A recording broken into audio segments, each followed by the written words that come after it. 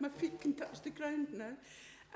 Welcome everybody, and welcome to the new, I think we've only got one new member to the committee, which is Councillor Steve Moore, who's a new councillor as well. I'm a new as well. Oh, sorry, beg your pardon. No, first time. Right. So welcome to the committee. I'm also the new member. Hmm? Yeah. Oh yes, sorry, beg your pardon. I'll get, as I said, right. Now, before we start, I'll read out what this meeting's about. The meeting this evening will be live streamed to the public. If there are exempt private items on the agenda, the live stream will cease prior to the meeting moving into private. There might be a short delay. A recording of the public part of the meeting will be available on the council website within 24 hours of the meeting. And I think it's important to stress it'll be there forevermore.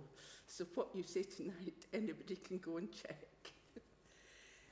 Attendees are required to wear masks on entry to the building and meeting room, but may remove them when seated.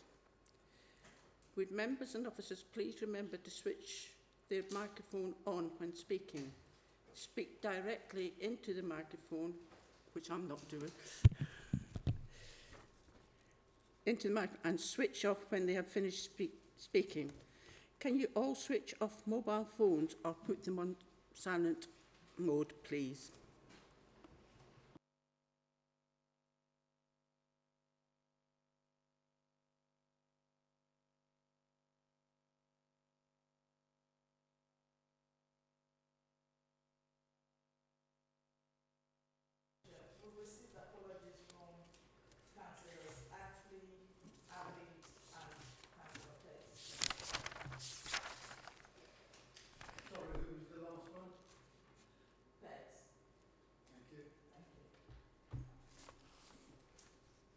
Minutes.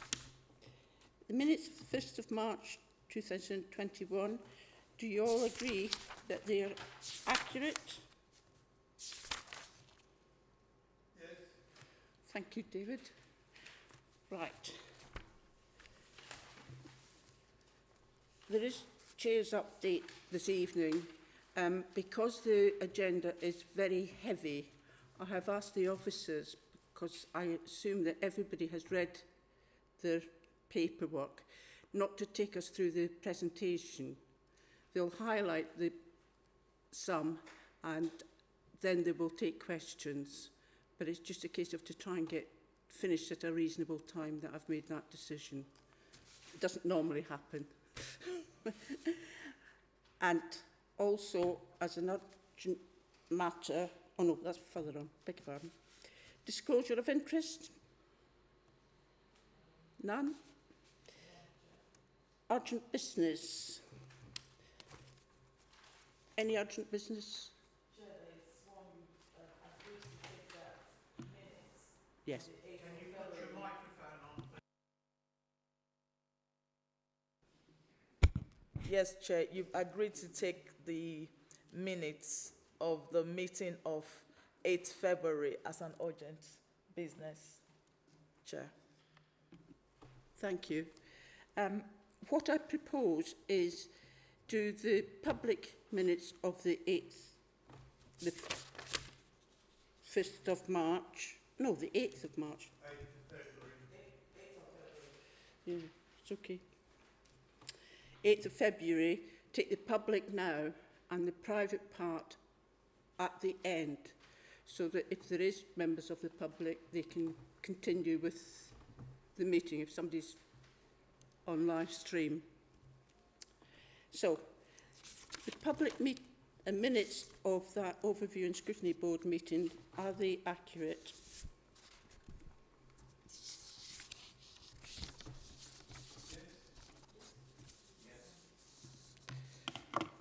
Right. So that's then dealt with. And everybody's agreed to that. Any amendments to it? But I'm assuming it's accurate, so. Right. We'll take the private at the end of the meeting.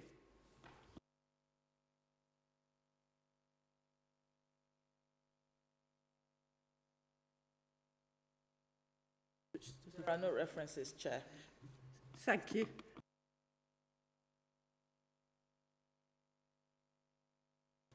Item 7, Town Centre Public Space and Protection Order Renewal. Can you introduce yourself, Tony, please? Evening, Chair. Tony Stefano here in for Jennifer Wyatt, who sends her apologies she can't attend tonight.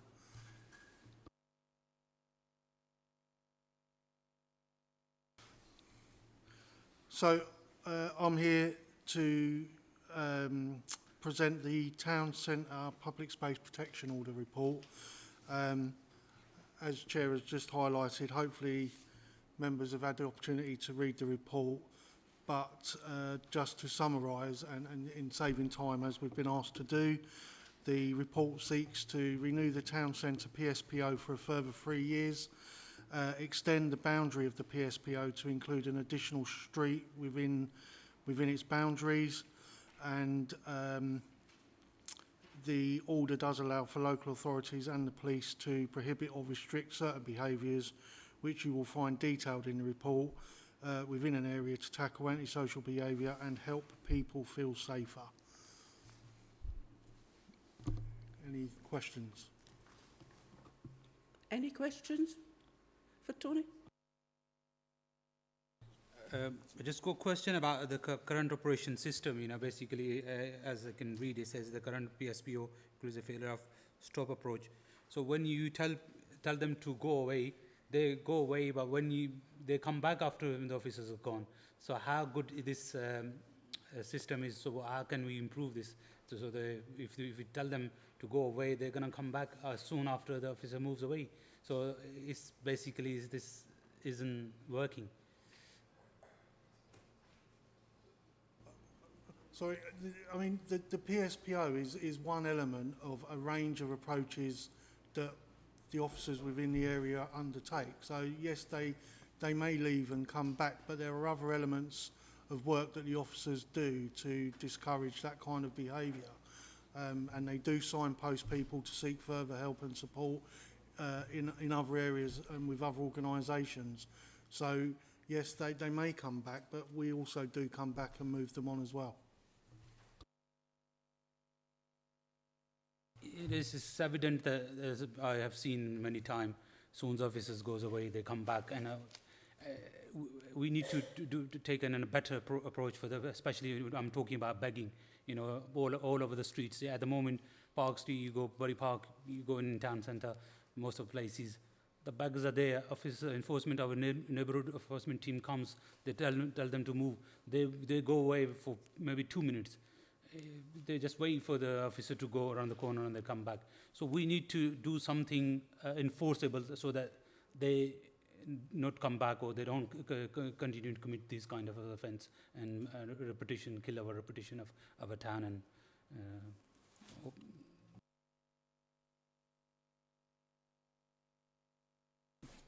Yes, I just wanted to add, Vicky Hawkes, currently the Acting Service Director for Neighbourhood Services, that you're right. I mean, there are people who, you know, show these behaviours on a repeat basis, and the PSPO is one part of the action that we can take, but what that helps us to do is formulate a case for additional action. So we might pursue an injunction or a criminal behaviour order, and that seeks to kind of address the problem in a different way with people and gives a different, you know, different set of powers that the police can use as well to address, you know, behaviour with individuals who are, you know, repeat offending.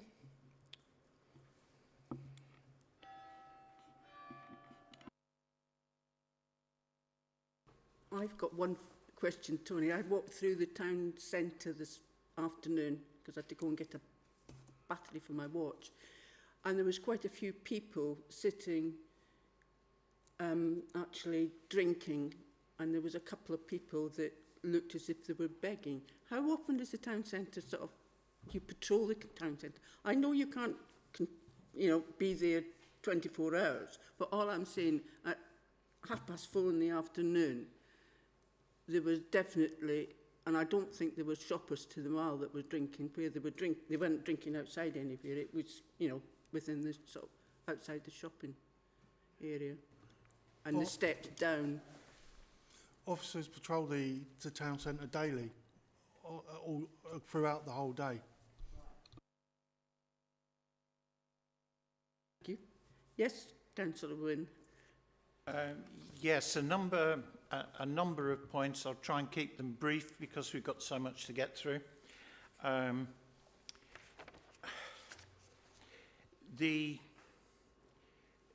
On page 15, it's reported in here that the change to include Manor Road and so on is supported by the police. Is it just the police that are supporting it?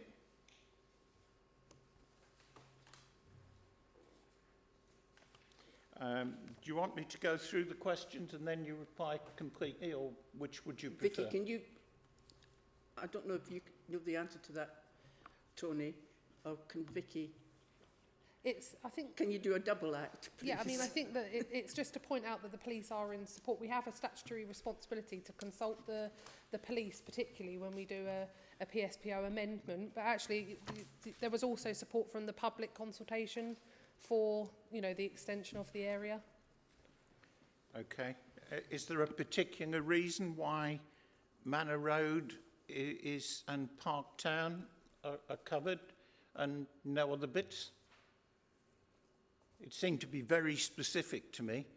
I could have understood if you were just widening what you defined as the town centre, but it being very specific in terms of Manor Road and an area of Parktown seems a bit specific. I would have expected to see just a general widening of the circle rather than individual roads.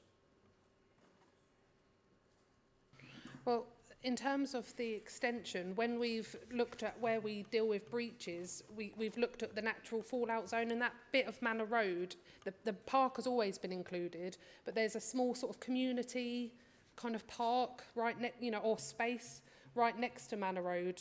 You know, it kind of runs, you know, up towards the top end, and so we saw a lot of displacement to that particular location. So that's why we've consulted to you know, increase it to that area to cover that part. Okay, thank you. Just commenting on number 14, maybe it's just me not being thorough enough, but personally, I didn't see anything about the consultation. Maybe I was the only one that missed it. Right, just moving on.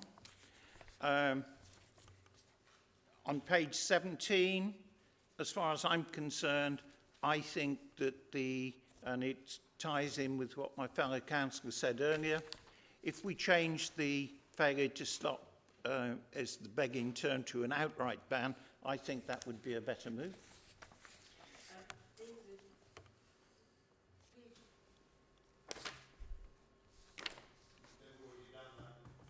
Yeah, but it says in here that they're going to do it. But anyway,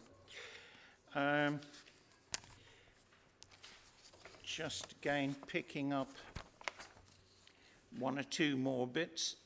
On page 20, I don't see the reason why the statement, people remain trapped in a cycle of poverty, has any place in this report.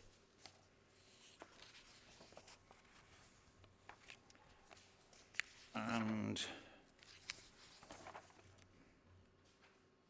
finally, on page 26, there is reference to the big change Luton.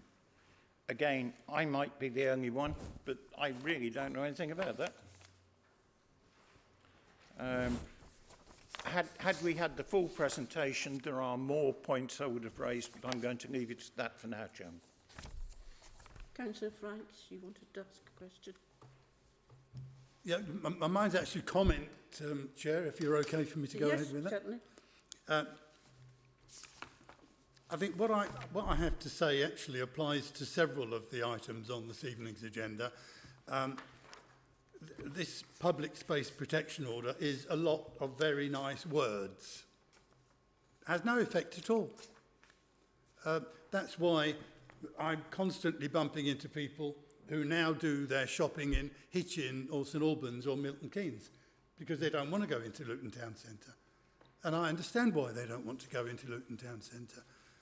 Sometimes a bit nervous of doing so myself. So, you know, lots and lots of nice words, but very little effect. I'm quite happy to put my hand up and support renewing the Public Spaces Protection Order because I think it's a worthy cause. I'm quite happy to extend the boundary into Manor Road. I never understood why Manor Road was excluded in the first place. It always seemed like a lunatic idea to me. So, yeah, let's get it in there. But I'd like, if this is going, I believe, to the executive for approval, and I would like our recommendation to the executive to include those two recommendations and another one, which is to recommend that the executive discuss with the police and NOAA and other agencies how the order can be made more effective. Have you got that? I'd move that. I'm happy to second that, Chair. Thank you. Yes. I Councillor totally Jones. agree with Councillor Frank, and I got little comments and questions as well. If you look at it, page 21, the graph, you know, about survey graph, the people are feeling unsafe or very unsafe. The proportion of people are feeling unsafe or very unsafe is, as far as I understand, this survey is not very, the graph is not, is in color black and white, so it's not really clear, but it's quite high. So I'm not really surprised because, as David Frank says, this PSPO is not having good impact. And plus, this another, my personal ward level question, I don't know I'm allowed to ask or not. We did consultation in the Biscuit ward last year. I was expecting to that be included in as well in the extension of this PSPO here, but I can't see. It's entirely up to you, obviously. You may not be relevant to this meeting, or maybe if you want to answer. And I'm quite happy to second David Frank's proposal. We need to do a different approach. We need to do something that is workable. We cannot just tell people to go away and then they come back, and it's hard to recognize them. You know, when we stop them, and they come back, and we don't know who are they, where they come from. You know, they keep repeat offenders. You know, every day, if you go Bury Park, you see the person standing on the traffic lights, or even London Road. He stands there every day, and we ain't going to power to do anything. We only can tell them off to move away. They'll come back if the officer goes. You know, this is waste of resource. Vicky is very brilliant officer. You know, whenever I need to ask anything, I'm not criticizing a specific person. You know, but the thing is that what I'm saying is the system, is the policy that we got. We need to review this and make tougher policies that works for these kind of things. And then obviously we give power to the officer so they can, you know, act better. Thank you. Thank you. Right. Does everybody agree with Councillor Frank's added recommendation and the two recommendations that we've got before us to extend it by 3 years and extend the boundary of the PSPO to include Manor Road and area of Park Town, plus the recommendation that Councillor Franks said? Everybody agree to that? Yes, Chair. Thank you. I'll email the words to you. Now, Tony, are you doing the anti-litter strategy? Yes, Chair, that's correct. I think it'd be a double act again.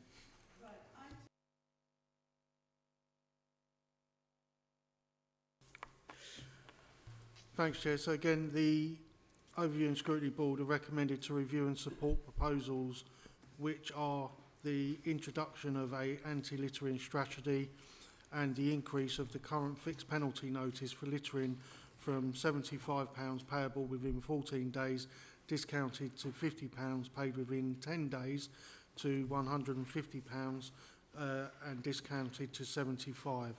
The report contains all background information and including a presentation outlined which gives the policy context in relation to litter. Any questions? Yes, David. Sorry, Chair, I'm afraid that there are so many questions here. I am deliberately reducing the questions I would normally have asked. Thank you. Can I just refer you, anybody, if they've got the papers, to look at page 45. It was in respect of the penalty charges, which we've just heard referred to. It seems totally inconsistent that we are here talking about changing the penalty charges.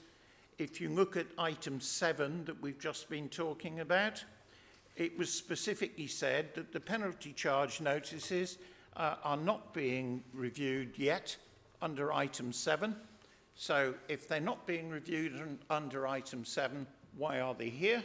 Or if they are being changed here, why not under item 7 that we've just been talking about? Let me just double check, see if there's anything else which I really need to cover completely. While you're looking, David, will the officers answer that question? Because I, in fact, asked them that question. Well, something similar. You're taking it, Vicky. Yeah, so I think it's important to say for the first thing is that, you know, the fixed penalty notice relating to the PSPO and the fixed penalty notice relating to the criminal offence of littering are two totally separate offences. They're not interlinked as such. We did, with this report, you know, we are proposing to increase the fixed penalty. Currently the fixed penalty notice, we are proposing to increase that to act as a deterrent measure for the offence of littering.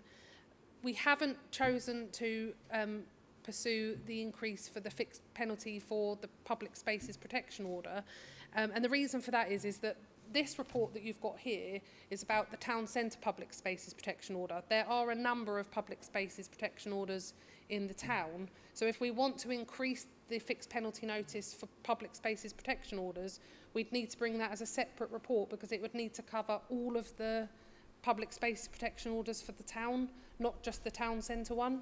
So we'd have to bring that, you know, separately as another item, you know, to go through that process so that the increase would apply to all of the PSPOs. This, as I say, they're totally separate offences, and so each fixed penalty notice has to be considered as we consider each offence.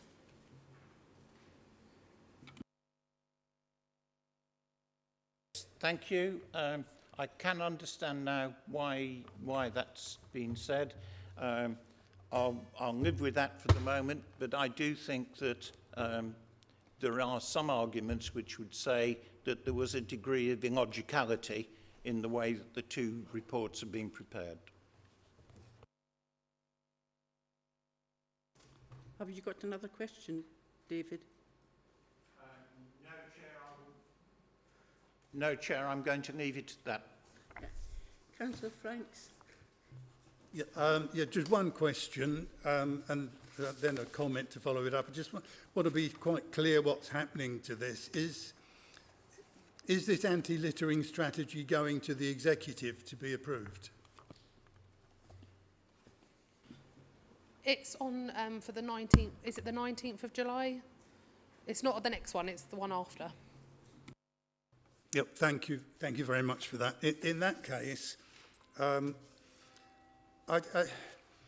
it just seems to me that the attitude at the moment seems to be adopt a strategy for just about everything and assume that that solves the problem. Well, I'm afraid strategies don't solve the problem unless they result in some positive action to deal with the issue.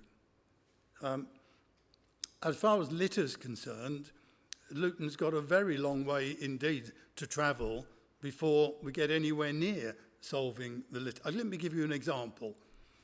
In my ward, and the area where I live, of course, as well, Bradgers Hill Road has got sixth form college at one end of it and Stopsley High School at the other end of it. As a consequence, it has got a horrendous litter problem. Amjad and I have tried to get the litter enforcement team to come along and do something about it.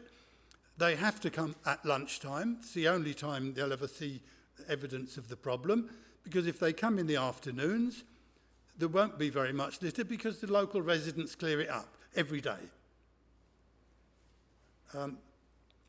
So what I guess I'm saying is, oh yeah, they did turn up. Yes, I'm sorry, eventually they did turn up. And guess when they came?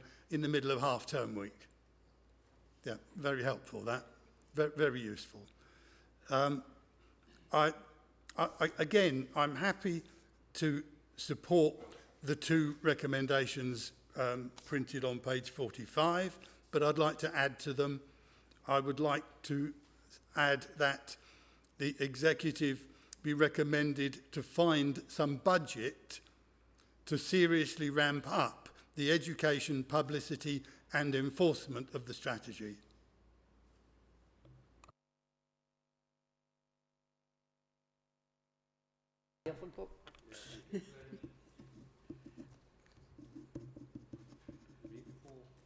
No, you are. Thank you. Yeah, thank you, Chair. Yeah, littering is always an issue, and Luton Town, we've been talking about this, since I became a councillor.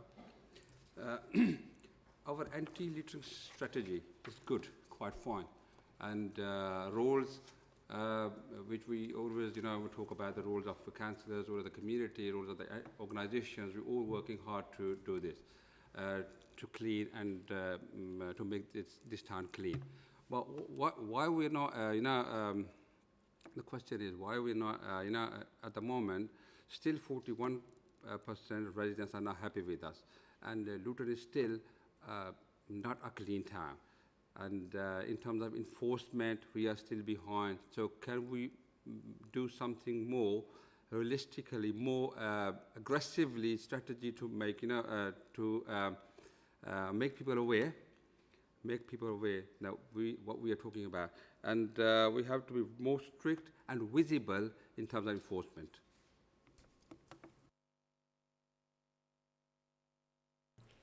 Yeah, thank you, Chair. Again, my question is about the enforcement. The strategy, as David said, is very good. But I think is that the problem is how we can enforce. I do support both of the recommendation, but the thing is that we need to look a way to enforce, and we need to look for the funding and for the CCTV cameras and these kind of the things that can be enforceable. Otherwise, our officers cannot be stand all the roads in the Luton 24 hours to look the people that they throw stuff. So we have to be tough on regarding enforcement. So hopefully we'll find a way around of the enforcement. I do agree with it, David, this time as well. Thank you. Can I just say one point? Just a comment. I'm not quite sure. Sorry.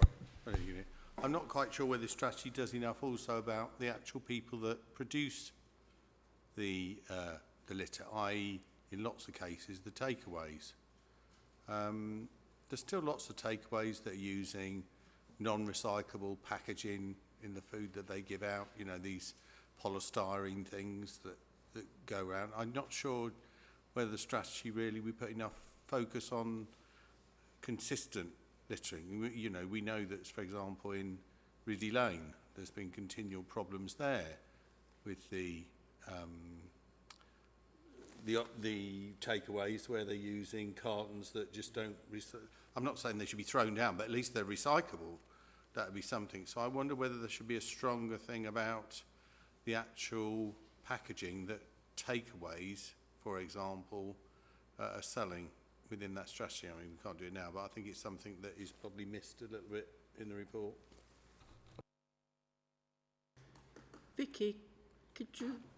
Yeah, I think it's interesting just reflecting on some of the comments made and how we might rejig the draft slightly following this process, because we do mention in here about kind of waste producers and how we might work with, you know, Sean's and Sue's teams to look at, you know, because really, ultimately, the key would be people to not, like you say, not produce litter. That's kind of one of the elements that needs to be kind of explored in the long term. But, you know, I think we just need to reflect on some of these comments and just think about tweaking some of the, to make more emphasis on some of the elements that, you know, the enforcement element, which is in here, and that kind of waste minimisation and social responsibility of, or corporate responsibility, I guess. So we just need to make those perhaps a bit clearer following this feedback. So that's been helpful. Just make a comment. I know we can't do it, but you know, like a lot of the takeaways, they're graded on cleanliness 1 to 5. I don't know whether we could introduce something about they score 5 on, you know, recyclable waste and not producing waste, and having a packaging strategy really for the materials that they send out. I don't know. Well, that could come up. There's a report later on at the end about rating of restaurants, etc. That's rating of cleansing. Yeah, I just wonder whether we wondered if we could. It's interesting you said this, because we have sort of had these discussions about how we encourage, you know, because, you know, when, you know, almost that rating helps a lot, doesn't it, around. So I think it's something for us to take forward about what that could look like and how we might achieve that, and what resources we've got to support that. Because ultimately it's about, you know, behaviour change of not just the residents, but also the kind of industry as well.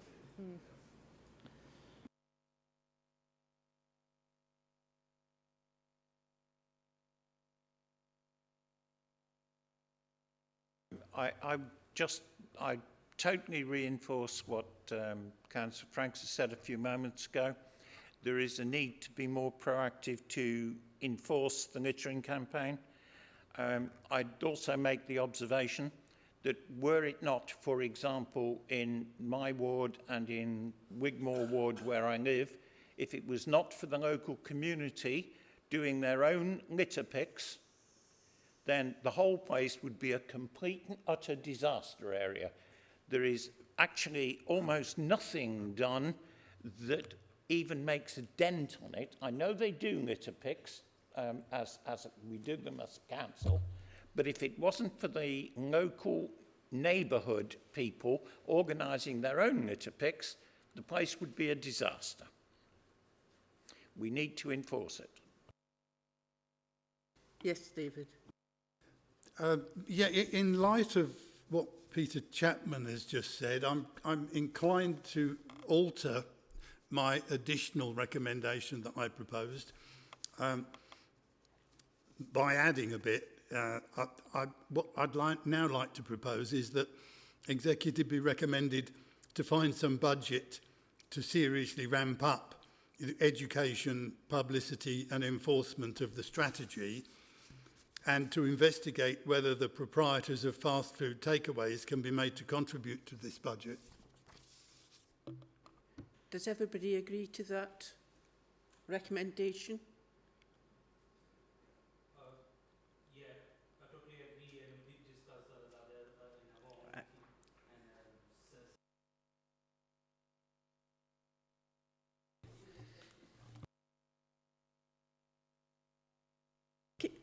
Keep trying to remember to switch it off, because if I don't, I stay on there and you don't.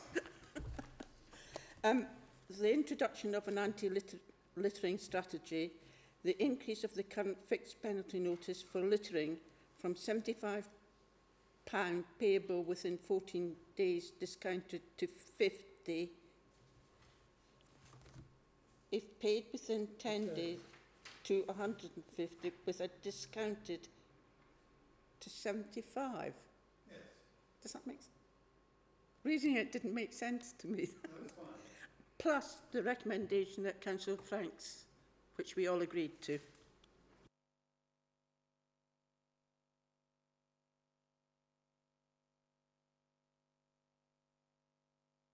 Steve Lawson here this evening, or are you taking the waste management, Sue? Right. Eunice, we've agreed to take you next, Steve, and then we'll do the town centre. Chair, just to come back on that, that it's Sean Askins that's taking the report tonight, not Steve Lawson. So what are we doing next? The waste management contract extension. What number is that, Chair? Page 225. Sorry, my apologies.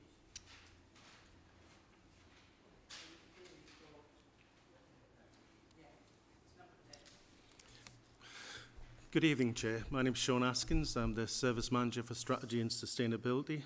So we've come tonight to seek OSB's views and comments on the proposals set out at item number 10, which is to extend our current waste contract, subject to any comments or views. And this is for a number of reasons. We're coming to the end of our contract, and we want to ensure that we can take a full options analysis of our current waste, all the legislation, and all of the implications of climate change going forward. So any contracts we have, take those into account. There's a number of technical consultations the government has recently put out to do with things like deposit returns schemes, extended producer responsibility, and making things like food waste mandatory. And we want to ensure that any future contract aligns with that, and it also provides value for money and the best sort of environmental conditions for Luton. There's also been, COVID has a particular effect on some of the waste market and the contractors out there. So we also want to ensure we get the best possible number of tenderers for what is a significant spend for the council. And on an operational viewpoint, we've put on, we'll be installing a fire suppression system next year. So we want to make sure that there's any future contracts take that into account, and that our current contractor who is working with us on the installation is fully on board. And just as a side issue to one of the points from the previous one of the key outcomes of some of the government consultations on things like deposit return schemes, which you may have remembered when you were slightly younger, getting the 20p, is that the government is hoping that that will have a benefit to the littering problem, the national littering problem, in that there will be a value put on some of the litter. So they're hoping that essentially a lot of that will disappear because it will be beneficial for people to collect it or take it back. So, and as in line with the previous comments, I've just tried to keep it short and summary of what's been said, but if you've got any questions, happy to answer them. Any questions? Yes, Councillor Wood. Sorry, Chair, I did warn you at the beginning. It worries me that this committee is being asked to give a recommendation which is worded as follows: for a period of at least 2 years. How are we to know that somebody isn't going to make a decision to extend it for 25 years?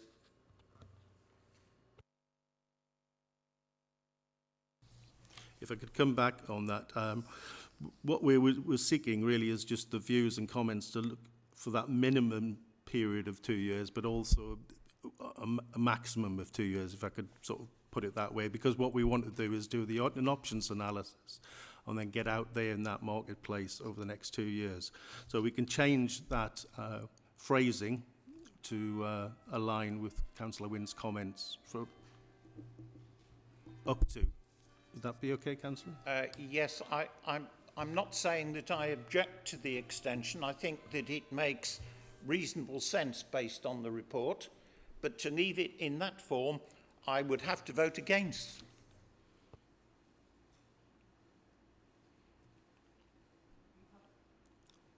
Sean, are you happy to amend? Yes, yes, to amend that? we'll do that, yeah.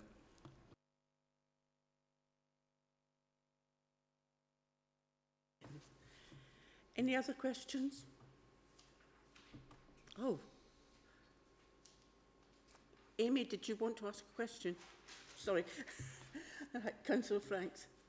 Yeah, just to clear up this 2 years business, I think the correct way to do this would be for David Wynne to propose an amendment to the recommendation that the word "at least" should be changed to a maximum of.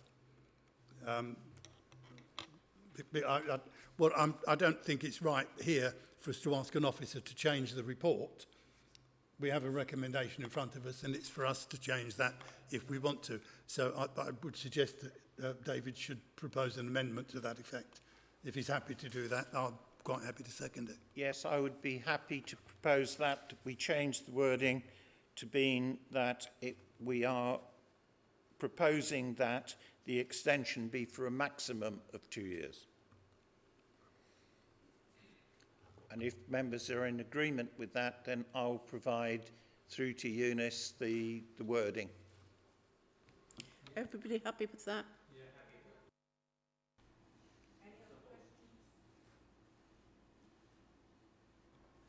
Right, I'm not going to read out the recommendations, but on page 225, do you accept the recommendations with the amendment that Councillor Gwynne has asked for? And we've agreed to. Thank you. Thank you. Thank you, John, for the report.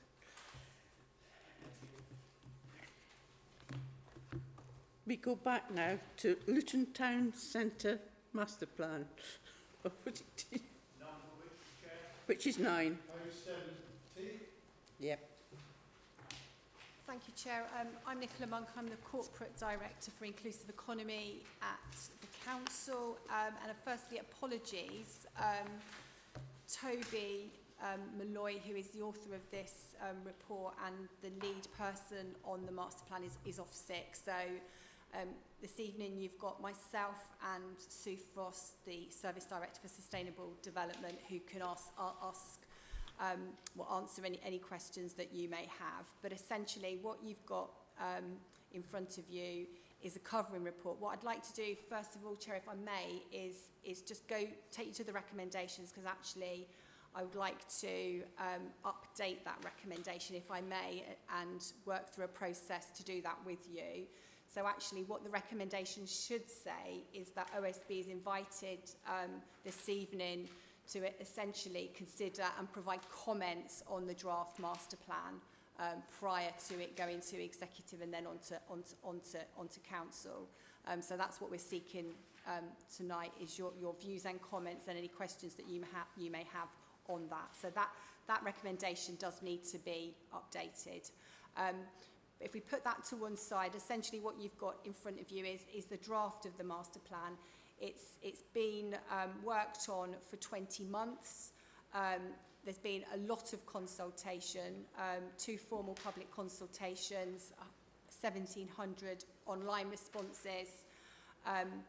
There's been extensive stakeholder engagement throughout, and I know elected members in this chamber have been engaged in that process throughout. So what you've got in front of you is the draft. It's still only a draft, so happy to take any questions or comments. Just drawing you into the kind of the priorities on page 82, they're around economic diversity, so ensuring that we've got that diversity in the town centre.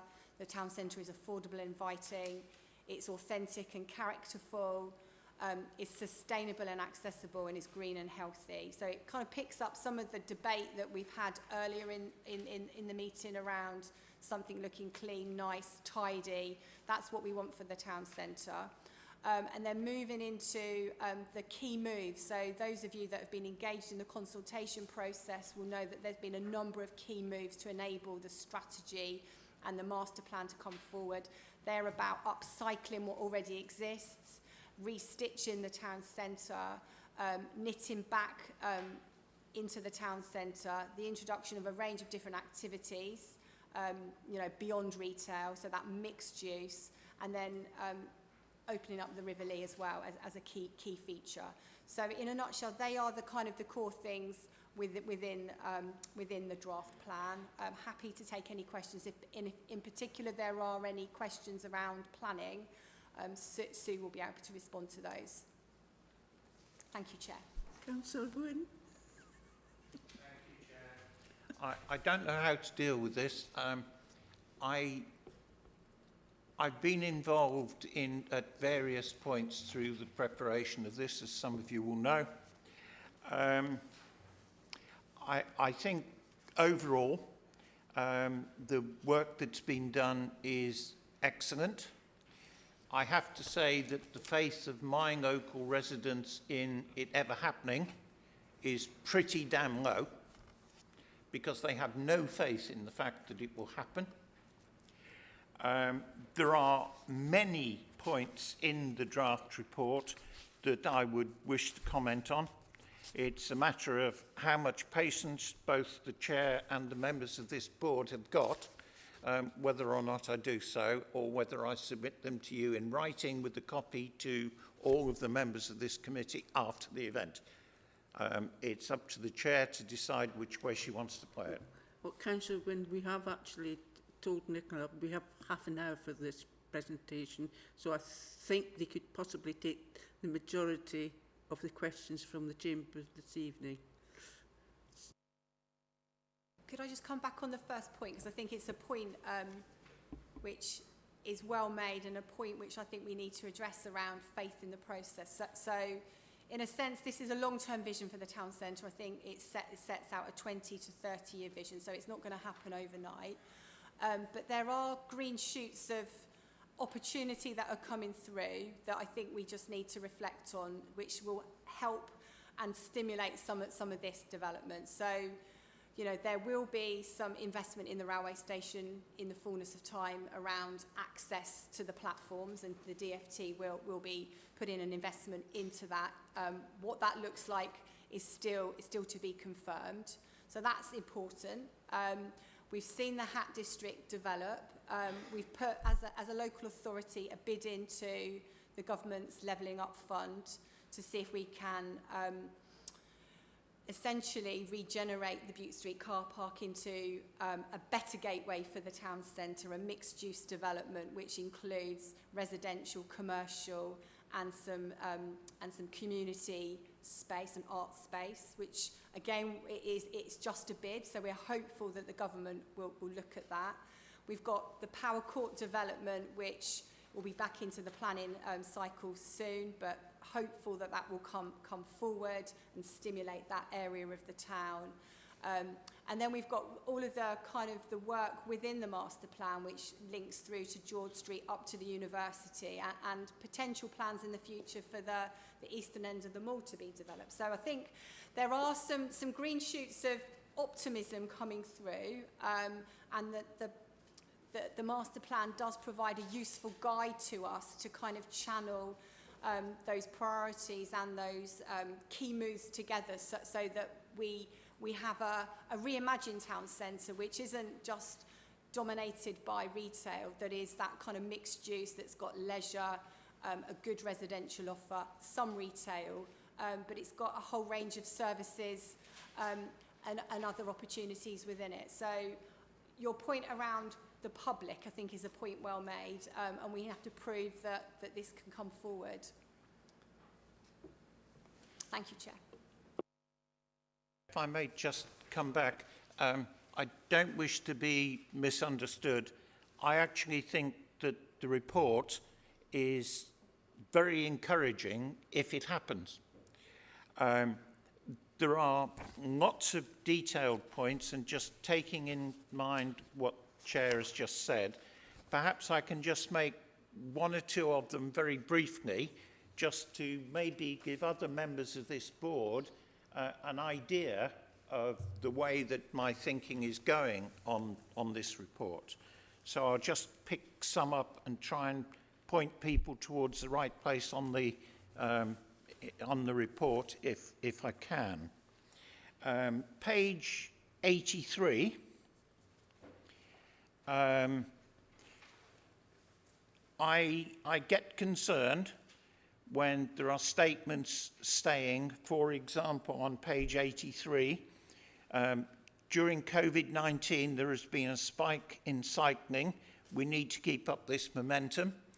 I failed to see that that's actually happened in Newton. I've seen it happening elsewhere, but I see very little evidence of it happening in Newton. I've seen evidence happening. Have you? Yeah, significantly. Really? Yeah. Great. Where? In Linbury and Barnfield, particularly, Okay. and Egmont. There you go. But not towards the town centre, not towards the station, because the picture is showing that there are more people getting to the town centre today on their bicycles. Is that what you think? I do actually, yeah. Can you switch on your microphone so that we can all hear, please? My apologies. As someone who does cycle most days, I personally see a lot more people cycling. That's great. Pleased to hear it. Not my experience, but that's fine. You're a cyclist and I'm not. Okay, so I'll take your point on that. Now let's see if I can find the next one. Yes, on page, what was it? 87. How does, on page 87, how do the comments made here about upcycling what already exists tie in with the heritage strategy that is being developed separately? Again, following the principle that I said of just trying to give people an idea of where I'm coming from. Yes. I'll take Sue first, then you do. Page 91. I know, that's why I'm taking her first. Page 91, which is opening up the River Lee. We stop on the heritage one, because I think Sue wants to come in on that one. Correct, Sue? Thank you, Chair. Yes. No, I mean, it's a very good point, actually, around the heritage strategy, because what we're saying by upcycling is using existing buildings to basically make it more sustainable, so that we're not demolishing everything, that we're keeping buildings, and I know there are sort of strong views around this anyway, that do have merit, and in particular, not necessarily the ones that don't have merit, but the ones that do have merit, to try and keep what's already there in terms of heritage. We have got 2 conservation areas in the town centre, within the boundary of the town centre framework plan anyway, so to some extent that will protect those buildings, the ones of merit. So anything that comes forward, we will try, any proposals to redevelop, what we will try and do is encourage, and we can't always do that, but we will try and encourage developers to sort of think about upcycling rather than flattening or starting again. So that kind of, I don't know if that, does that answer your question, Councillor Wynne? No, not really. If you look at what has been developed so far in terms of the heritage strategy, it is not just built heritage, it's got a wider context, and it ties in directly with the way in which this town centre plan has been put forward in this document. And let me go back and say, I'm not being critical because I think this document is an excellent one, but it does not tie in with the heritage strategy, and if it doesn't tie in with the heritage strategy, which is a global bigger view, then the bigger view, which is going forward for 30 years or more in this document, is going to be judged by people looking in from the outside as being another bit of separate thinking about the town centre, thinking about heritage. We do too much just doing things down one little tunnel and not thinking about the overall situation in the town. And I think at some point or another it's got to stop. Councillor Franks, did you want to make a comment to the heritage part? Yeah. No, I've got a quite separate issue. Right. Yeah, thank you very much, Nicola, for this comprehensive report. I would just say well done to you and your team It took over 20 months to bring this report. It's quite a massive report, and I've been reading it. I couldn't read it all of it, but anyway. And a lot of questions being raised and during the consultation by the youth, by the organizations, and people from different walks of life. So I know, and it's been approved anyway from the council, but we are working on it. So well done, and thank you.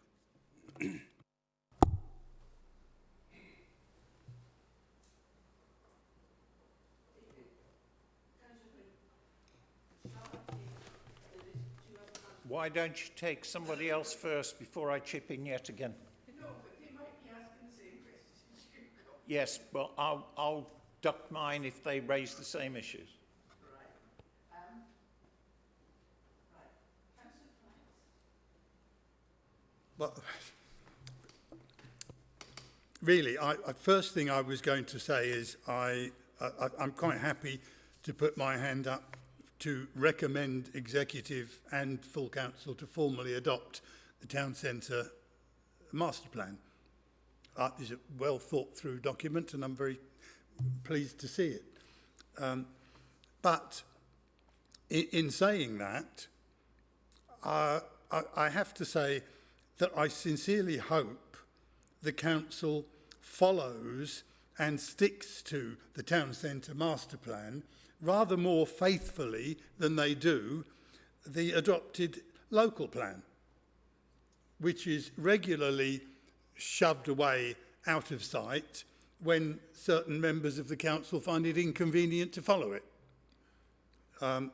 So good as though it looks, it won't actually be of any use at all to the town unless the council sticks to it and make sure. I mean, I gather from the report that if it's formally adopted by the council, it then becomes a tool for use in development control, development management, which, but so is the local plan. And that doesn't stop the council from regularly ignoring it and pretending it doesn't exist when some people find it inconvenient.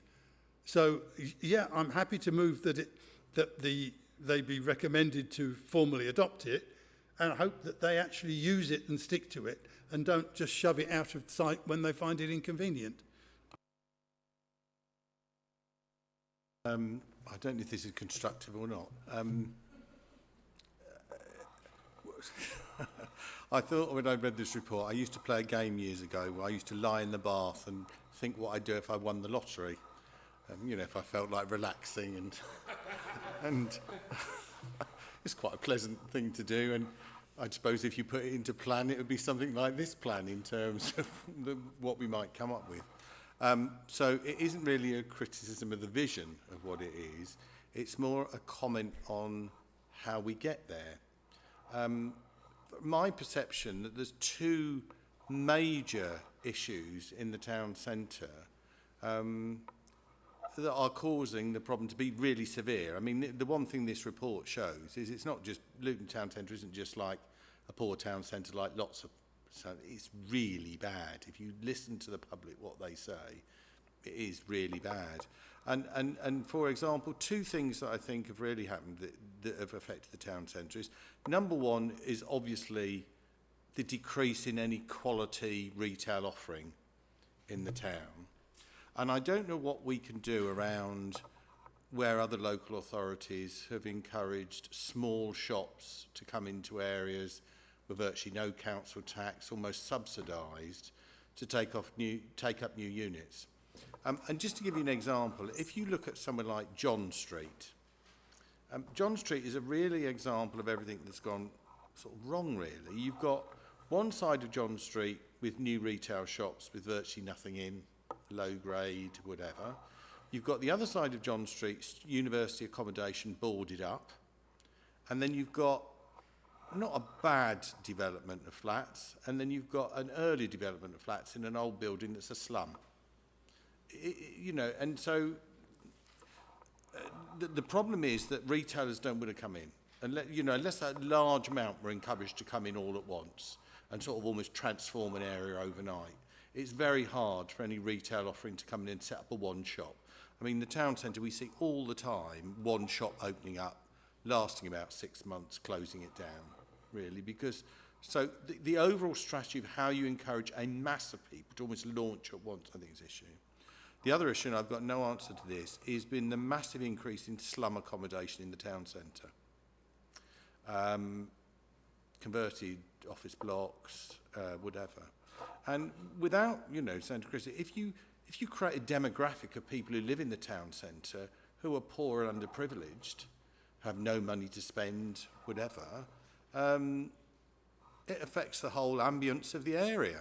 And I think in Luton that is particularly severe. You know, we will walk down George Street and see what it's like.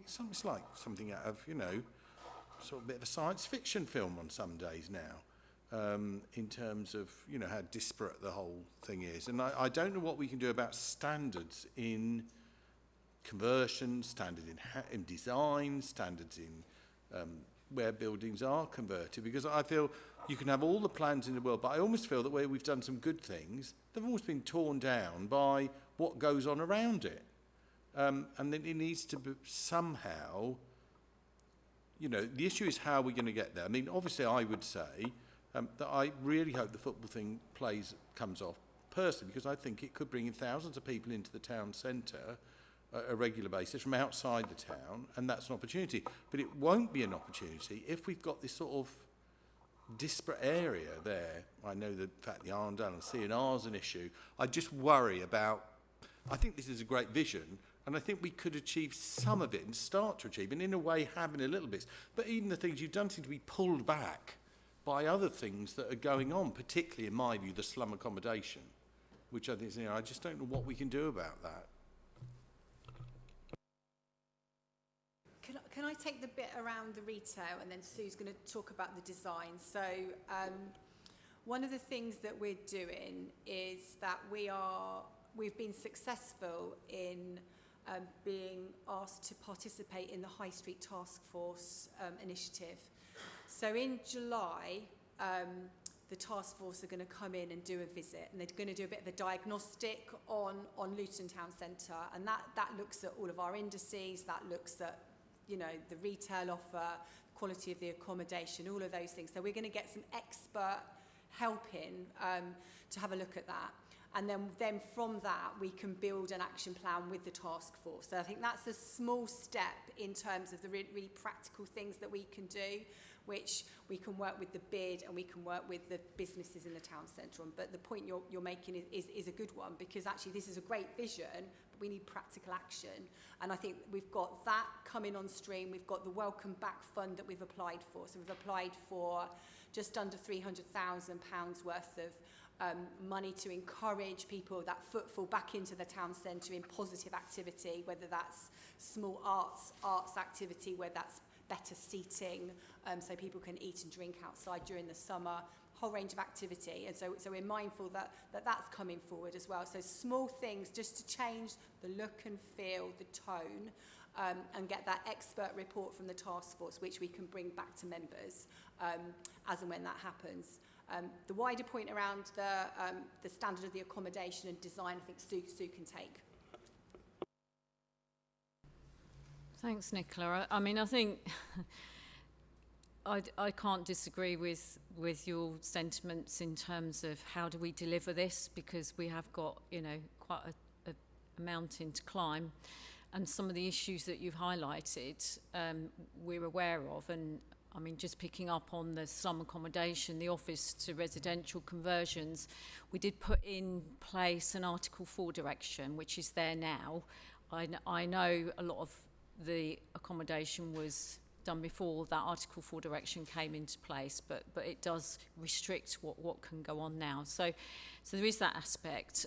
Interestingly enough, the consultants that have done the work, and they've analysed other town centres, actually have said that the population in the town centre hasn't grown by that much compared to other town centres. So because we queried this through the work that they did, because we thought anecdotally that there had been quite a big increase in population, but actually it isn't that big compared to other town centres. And so introducing more residential high quality development into the town centre could also help sort of lift it in terms of the types of people that live in the town centre, which is exactly what Luton 2020 want to do with their accommodation, their proposals, which are coming forward now in terms of some revised proposals around that. I think in terms of design, it's really important. We know that a lot of other towns have allowed quite tall buildings to come forward. We have had quite a lot of interest around tall buildings, and you'll know, again, giving the example of Power Court, that has actually, they've come back with an increase in height on some of those buildings. What the consultants have done is quite a lot of analysis around viability and what the kind of optimum build is in terms of build costs, in terms of land values, in terms of the after-sale values that they're looking at. So, you know, we're quite confident that it can come forward based on the viability work that's been done. It's just getting the right catalysts in place, and the LUF bid that we put in, if we're successful, will be a catalyst for regeneration, Power Core. There's a whole number of sites that could help sort of start to invigorate, if you like, investment in the town centre. But the other one that I wanted to mention, the other point, is that we are asking Avison Young to provide further information or do further work for us on a design guide for the town centre. And that's where I think we use that design guide particularly to drive up the quality of development in the town centre. Councillor Franks will be aware that we're already doing a lot of work with Design South East on design review panels. And we've just made a slight amendment suggestion to the master plan that we put that reference in as well around design review panels. So I think, you know, I accept the criticism, and a lot of that has happened in the past, but I think that there's a real drive now to try and improve what's coming forward, or what will come forward. I mean, we always have difficulty because the planning system, and we've talked about this before, we talked about it in some member training recently, there are limitations in terms of what we can do. And one of the biggest limitations is around viability, but because we've done all this work, we think we can push back harder on developers to actually do, you know, put forward the right development. Sorry, that's a long response to the question, but I think we're a lot more optimistic now, and I think the consultants have done some really good work around that.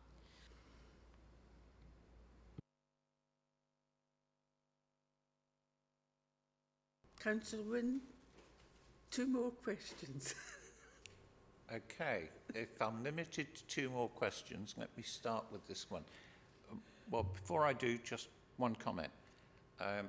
I agree completely with Councillor Franks that I'm happy to endorse that this report goes forward, and I think the report is essentially a very good one and very thorough. So please don't misinterpret what I'm saying. One of the very early anchors in this report, and one of the most critical and visible ones to Luton residents, is undoubtedly the development, essentially by Luton Developments at Power Court. Every evidence that I see is that because of viability questions and because of funding, a lot of what was put forward as the vision for Power Court, and which is in line with the sort of vision that this report has got, is about to be torpedoed. And I think if the public see that one of the very early major steps towards it, for example, open areas, theatre performance areas, opening up the River Lee, is all going to be torpedoed in the case of Power Court, then the general public's view, when they look at this report and they see what happens on one of the very early steps, is going to just totally demoralise the public and take away any belief they might have in the report. I could go into more detail on that, but since the chair's been stronger on me than she might because of time, I'll let it go. If you want an example, a lot of the stuff that is talked about in here about the centre of the town, I think it's at risk, even now, and we've hardly started. Right, which other one? I can allow one more, I think. Yeah, so in which case I will pick Appendix B, pages 148, 149. Unless we start now to build into planning some changes to the attitude to what's being done in the town centre, this plan will be dead before it started. Unless we can start seeing things like are mentioned in here, which are mews developments, areas which can be family homes, not the sort of slum flats that Peter was talking about, unless we can see that starting soon, again, there will be no faith in this report, no matter how good the report is. Chair, I could carry on for a long time on this report. I feel very strongly about it. As the officers will know, I've tried to be involved in it, and I've tried to encourage my ward residents to be involved in it. So I'm not being negative. I would like to be positive, and I'd like to see the report not only go forward to executive, but somebody actually do something about it. Just for once, if I may, and being totally cross-party, I'm also involved with Councillor Shaw on some of the things which are aspects of things like climate change. Councillor Shaw is very good at doing something which I'm going to say now, and that is, let's stop talking about it and let's damn well get on and do something, not just talk about it. Go on, your response. No, I think their points really well made, and I think we all want to see some action. So I just wanted to rehearse back. We've just put in this bid to the government for this levelling up money. That, if we are successful, that will bring forward the Butte Street car park site, which will include the type of home that you talked about, so the family homes with internal courtyards, good quality public realm, and a much, I guess, better space for people to live in, with that connectivity to the railway station into the town. But the thing that we've kind of done with our draft plan around that, it's still got to go into planning for consent, and we're forging ahead with that. But you made the point around Councillor Shaw, and I think it's a point well made around, and I'm going to talk about climate change. If we're successful with that development, that will be the town's first net zero development. Within it, we're including a cycle hub as well. So just encouraging just that nudge of behaviour into sustainable living in the town centre. So I think fingers crossed, and if we can all get behind this bid as the civil servants start to kind of review all of the bids they get in. But I think for us that would be a real signal of change of tone, quality, and opening up the town centre to some of the points that members have raised this evening. But I think their points all very well made. Thank you, Chair. Councillor Wynne, I know you feel very passionate on this, and I agree with you, but unfortunately time doesn't let you have... But you can write your questions down and ask for a response. You'd probably find that helpful as well. We are happy to respond to any of those questions, and Toby, who's, as I say, he couldn't be here this evening, if anything technical, we can get that technical response through as well. Chair, I'd just like to say thank you for giving me so much time. Yes, I do feel passionate about it because I think we have an opportunity now if we take it. I agree. Can I just say one final thing? One final thing. Just on the new developments, like you mentioned Power Court, personally, I'm not against the tall building strategy, but it all comes down to two things. It comes down to phenomenal property management of those developments and having a quid pro where you can have these more floors, but we want the restaurants, we want the open space, we want the entertainment venue, whatever, on the ground floors. Because if you look at areas that have been regenerated, they tend to get regenerated two ways, don't they? They get regenerated by individuals as pioneers going into an area, maybe like the East End was, and doing it themselves. We're doing it by selling quite expensive properties where people are taking a punt on them, and they can easily go wrong. And you only have to have one block go wrong here, and it sort of infects all the others. So I just think I don't know about Power Court, when it comes back, I think we should my personal view, I don't think height is the issue. I think it's ensuring all the supportive stuff. If that's what we've got to do to make it economically viable, well, let's put another floor on and make sure we get the theatre or the restaurant or the public open space, because that's the key. I mean, you've only got to look at somewhere like, Docklands or places like that. It's not about height, it's about quality and environment and services.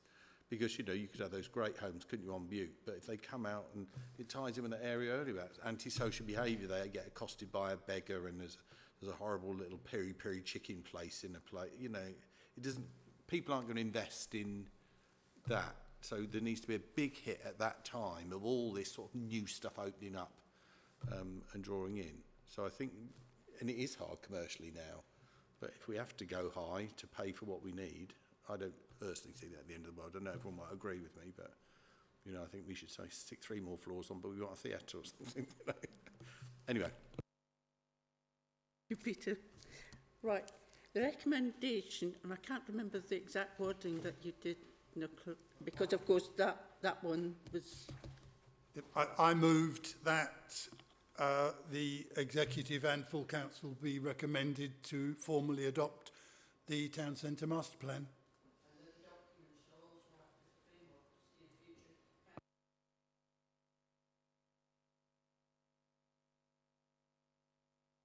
Yeah, agreed.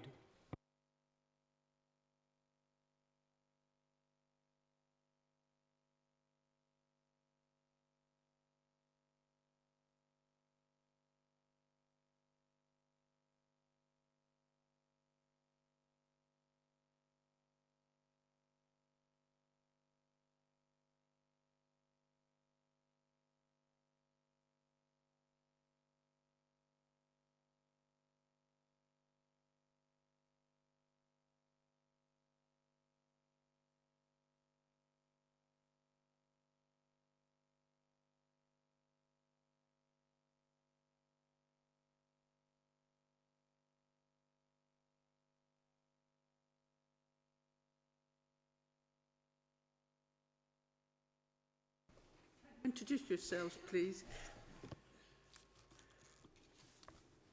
Thank you, Chair.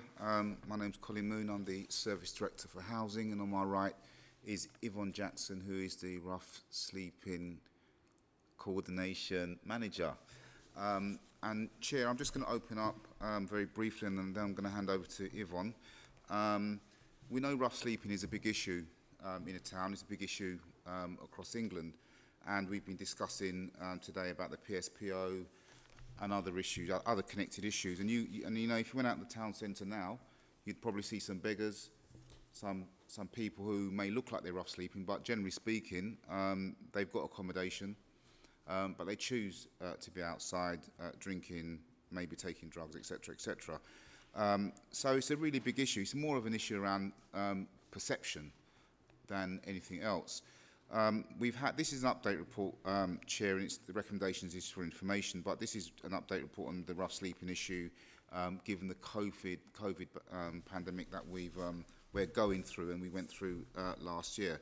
So I just want to hand over to Yvonne, who's going to just give us some up-to-date facts and figures, and then we'll take some questions, Chair. So, Yvonne.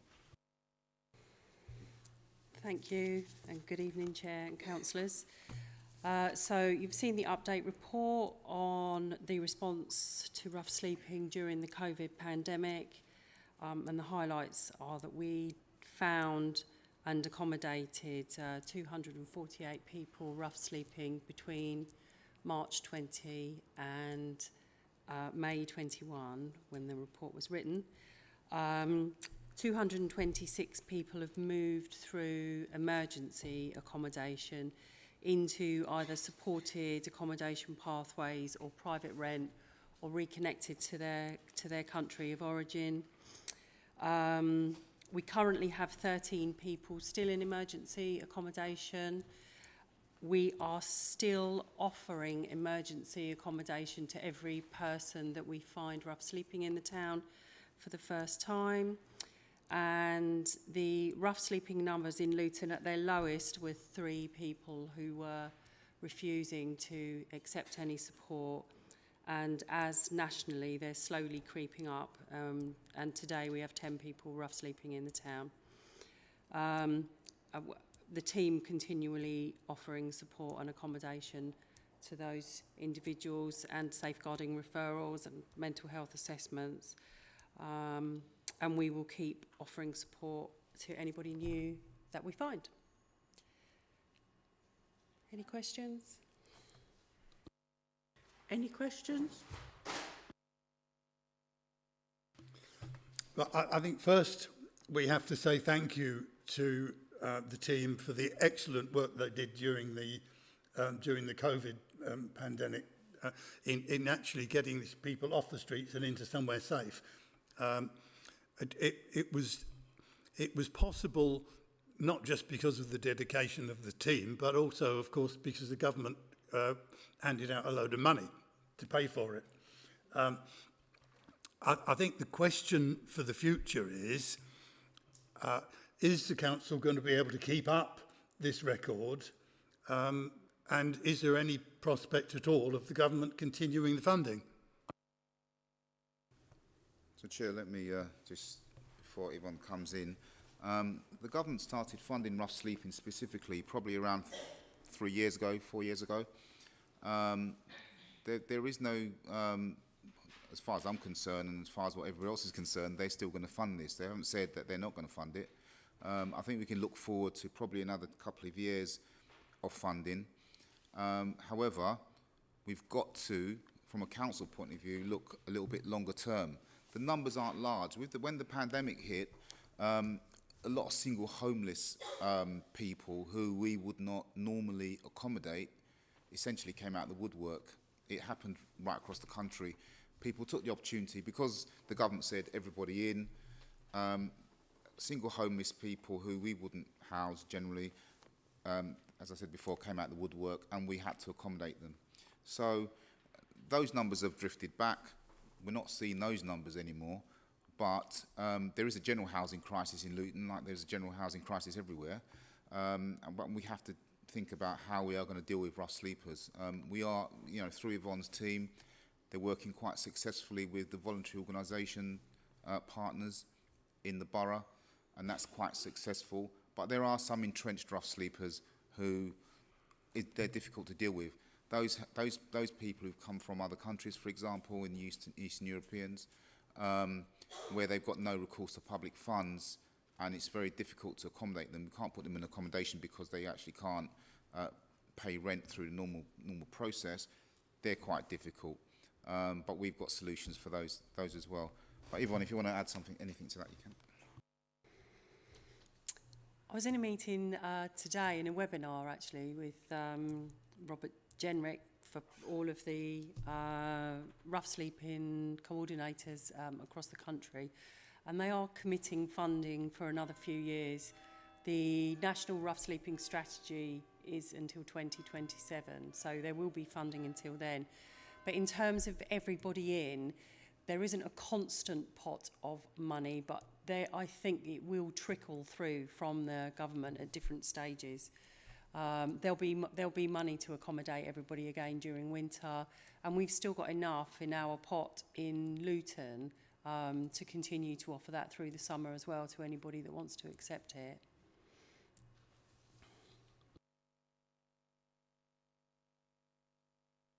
just ask a question? It's my understanding of this. I think the original count there were 129 rough sleepers who were European origin, which was the majority. Well, not the majority, but it was the largest single group.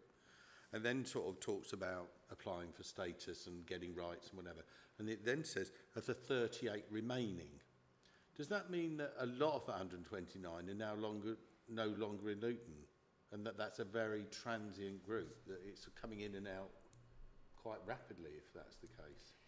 Many people throughout COVID reconnected to their country of origin, so they were economic migrants coming over looking for work, and obviously all the work stopped.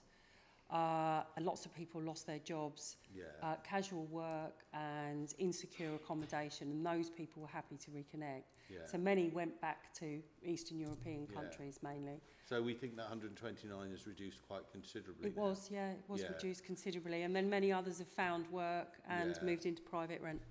And this almost implies of those 38, there's only two that actually haven't applied for settled status.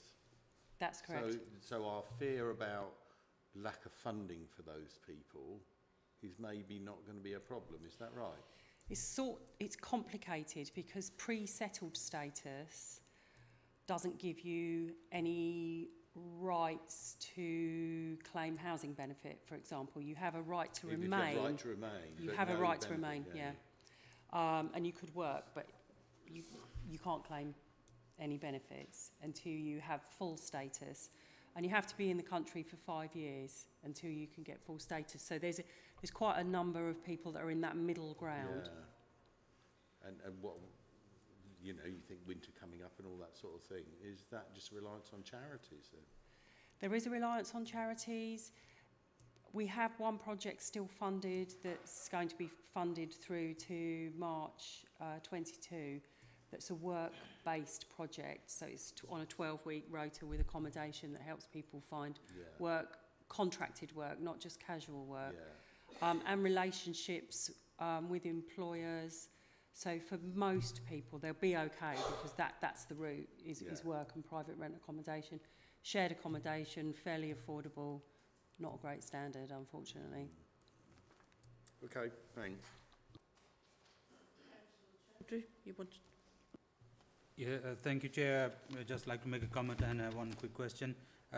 Thank you. That's very pleased to see that lots of good work being done on this side, and pleased to see that some funding from the government. What about these three people that they're refusing because of their mental health problem, or any, the drug addiction, or begging problem, or any other problem, that why they're refusing to accommodate? And another related question, that what about all those who accepted the accommodation, are they not going to still come back and sleep on the roads because of begging and other alcohol addiction problem? Thank you. Okay, a couple of questions in there. Of the three people that hadn't applied for their settled status, since the report was authored, 2 of those have now started that process. And the other person, we're there for them if they change their mind. There's not much that we can do. We do have access to mental health triage, and obviously we do safeguardings, and there isn't anybody on the street that is so unwell they should be in hospital. But we will always keep an eye on people for that. And, sorry, what was the final? I'm saying that some people, they have accepted the accommodation, but later on they decided to come back on the street, various reasons, maybe begging, maybe some other problem. Yes, so alcohol addiction, This does raise a whole other complicated issue, but with the release of lockdown measures and the return of people to the streets and the increasing availability of drugs in Luton, some people are choosing to leave their accommodation, and they will rough sleep, and they will raise money on the streets to fund their drug use. and that will always happen. And we are getting more investment in drug treatment to improve access to drug treatment. But the people of Luton are so incredibly generous that some individuals do get locked into street life because they're getting all of their needs met through raising money on the street.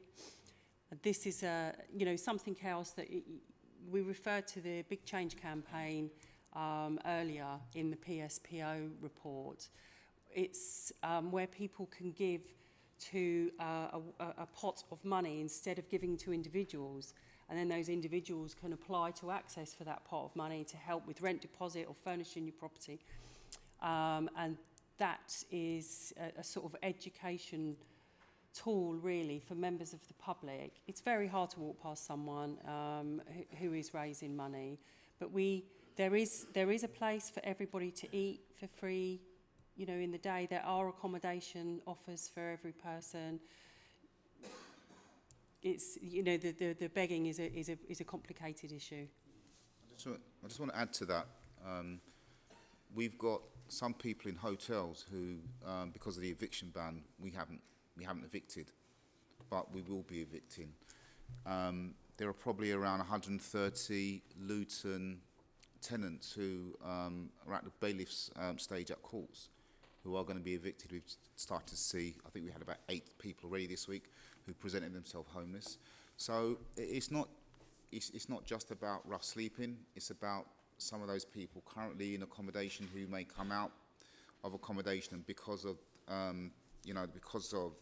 lockdown easing, they're not going to have that priority anymore, and we can't put them into accommodation, and some of those people may end up on the street. And obviously, you know, we generally speaking do not house single homeless people if they haven't got a priority. We signpost them, and there's all sorts of voluntary organisations out there who help, but we don't, generally speaking, help. So there's likely to be, unfortunately, some more people who may end up on the street inadvertently, because just the whole issue of lockdown easing and all of that sort of stuff. And you know, we fear that a place like Luton is going to draw people here. So that's why the PSPO and all of those things are important, although you may say it has no teeth, but the enforcement side of that is around the police. And we've got to obviously speak to the police, our partners, to make sure that they're giving us the attention that we actually deserve out there. But it's a really difficult issue, this particular one. Thank you. Councillor Malik. Thank you, Chair. It's been asked. The question's been asked. Can I make a plea? You know about, I keep saying to people, please don't give the individual people who are begging money. But maybe we need to publicise, because you swipe your credit card and that's how it goes into the pot. But I just wonder how many people in the general public know about it. You know, maybe Luton Borough Council could, you know, in the help in the publicity of it, just to try and stop. I know they say to me, oh, but the poor, they're needing. But I say, but you're fueling possibly drugs or alcohol, whereas if you put it into the pot, it's far better managed that way. So that's my plea. May I make a suggestion? Yes. That you add it to the recommendations at the end of the PSPO to invest in publicising the Big Change campaign. Sorry. Could I? That.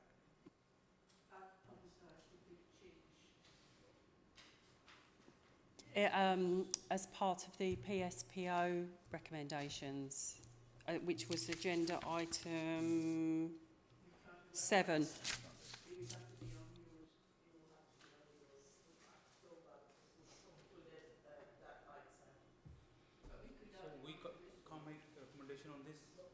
Okay, look, we can take that.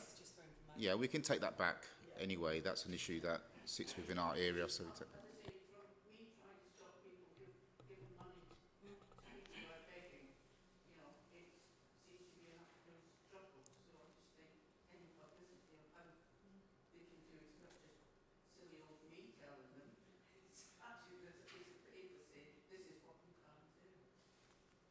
Chair, if you want to do this, we are asked to note the report. I mean, I was going to suggest that we should do a little more than that and thank the officers for the work that they've done and for the report. There's no reason at all why you can't add to that a recommendation to the executive to follow the line that's just been suggested. We're not asked to recommend anything to the executive, but nothing to stop us doing so.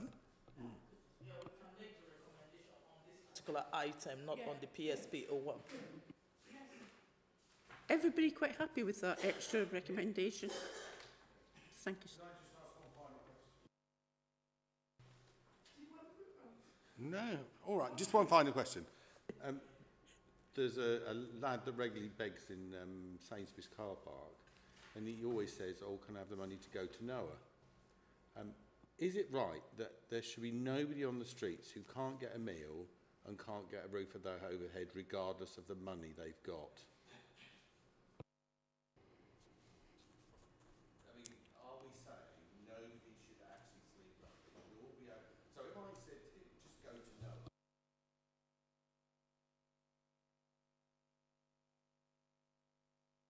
if you are rough, you can go, get a meal and get accommodation.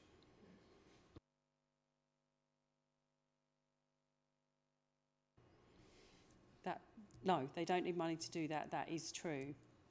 But I have to say that if you are not able to, if you don't have recourse to public funds, you may not be able to get accommodation. It depends if you've been through the accommodation pathways already and abandoned or been evicted. If you are on benefits, full benefits, NOAA will ask you for a contribution to food. But they'll feed you. They will feed you, yes, 7 days a week. And there is breakfast, a meal at lunchtime, and then something in the evening as well. You don't need money to be fed. Mm. There's also those street feeders I've seen outside the station or the Mall. That happens. I don't think there's anywhere in this area where you can't be fed.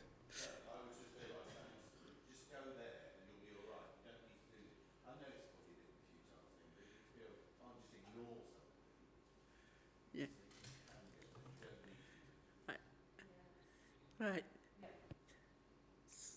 The recommendation is that we note the content of the report plus the recommendation asking the exec to publicise the big change.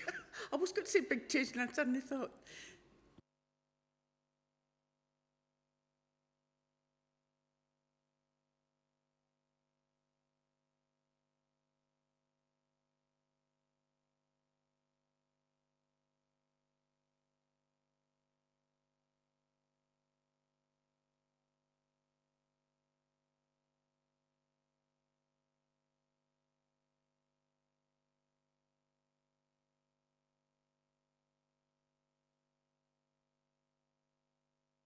Thank you, Chair. So this is a report with the recommendation that members note the content.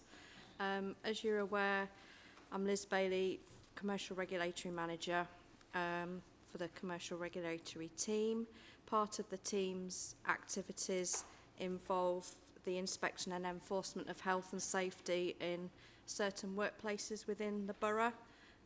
Enforcement responsibility for health and safety is split between ourselves as the local authority and the health and safety executive, and the types of premises that we typically inspect and enforce health and safety in are shops, food premises, hotels, offices, some warehousing as well. Typically factories, manufacturing would fall to the health and safety executive. Each year there's a revision of the HELA-LAC.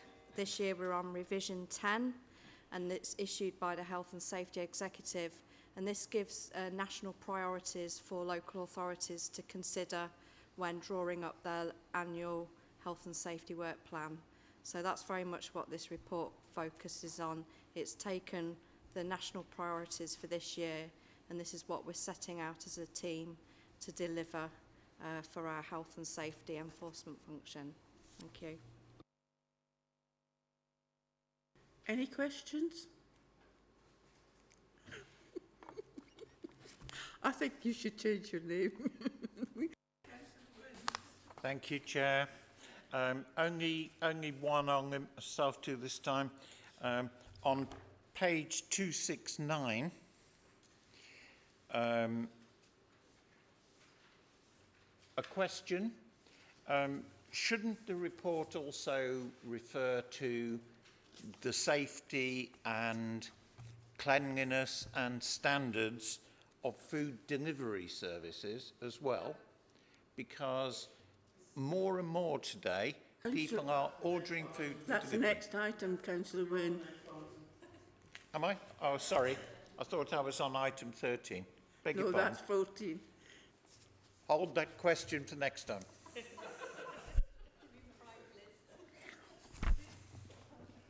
Have any questions on 13 with the health and safety? Doesn't look. No, I don't think so.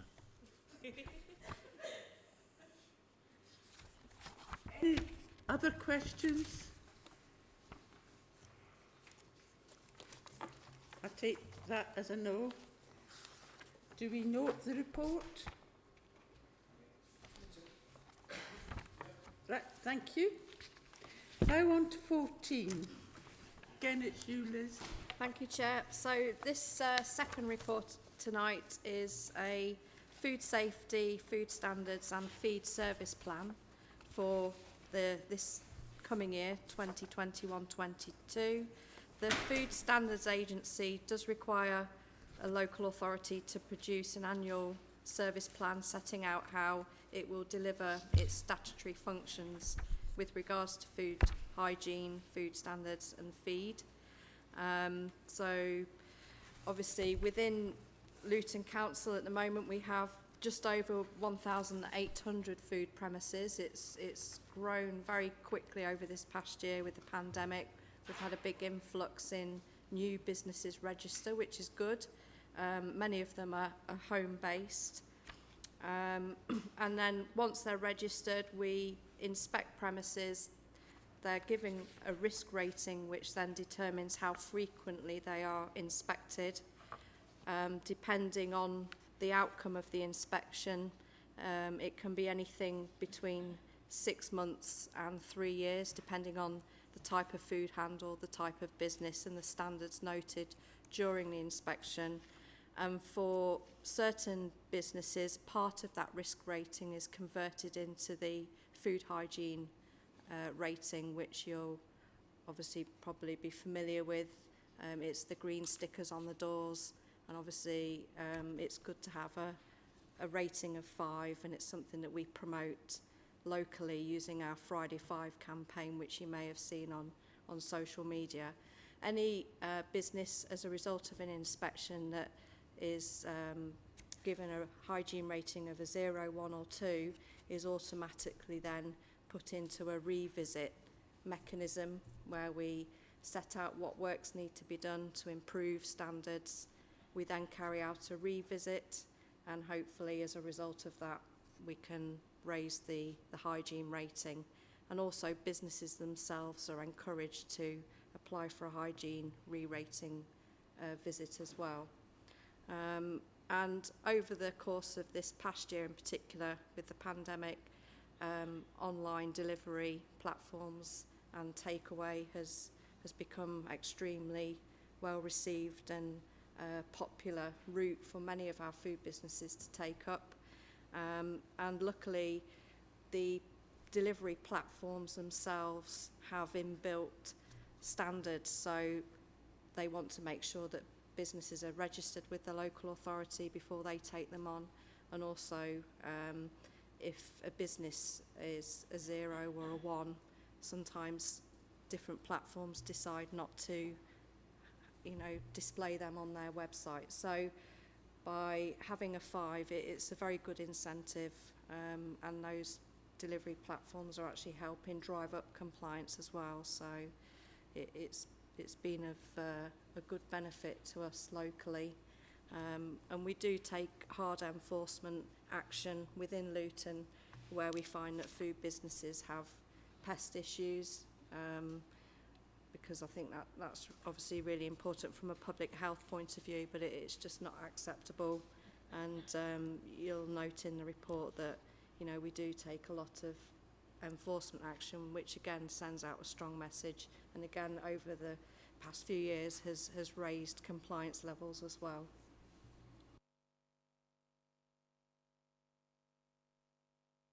Any questions? Yes. Carrying mine forward, Chair.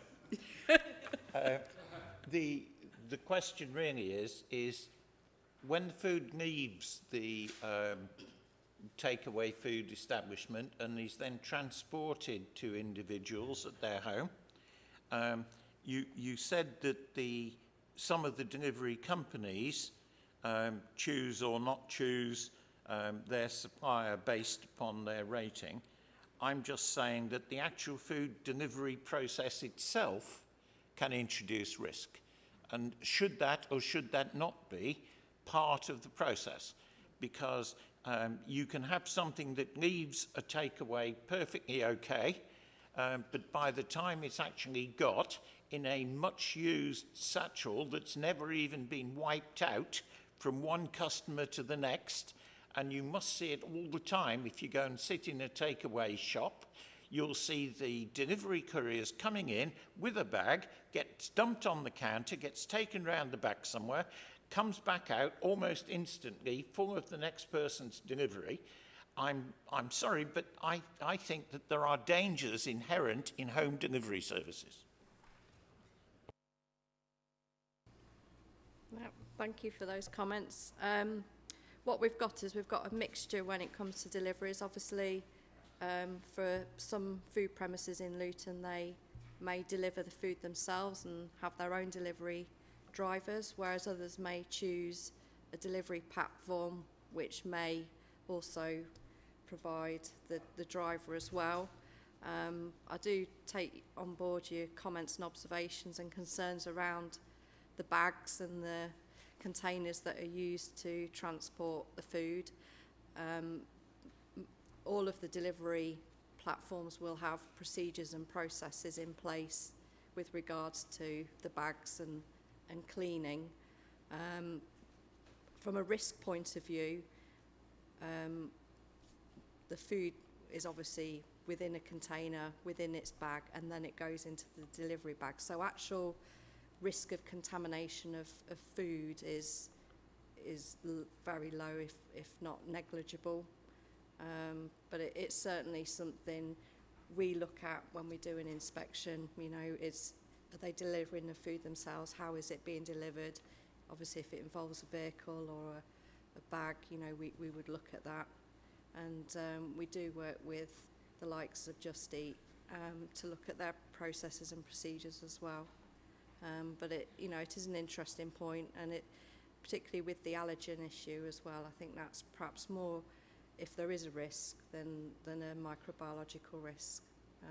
But yeah, I'll certainly raise that at a team meeting, and we can look at that. Quite seriously, I will often choose to go and pick up my own food from a takeaway rather than having it delivered. And when I go to pick up the food, not just the individual restaurants that are delivering their own, but also some of the delivery companies, and I won't go through the names, but the well-known ones, are doing exactly the same thing and dump a bag, get more stuff added in. There's no evidence to me that I've seen, unless something happens super, super quick round the back, they're not being cleaned.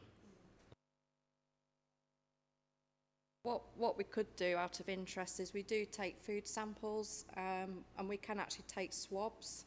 So it might be quite a good local food sampling, swabbing exercise to do, just to actually see what the inside of these bags are showing, to give us some real data. So that's something we can do as a team. Be quite a useful exercise.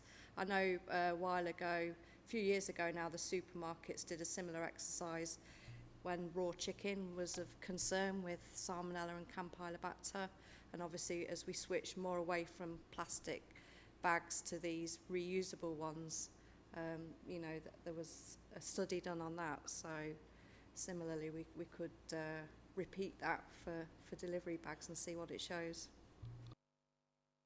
Thank you.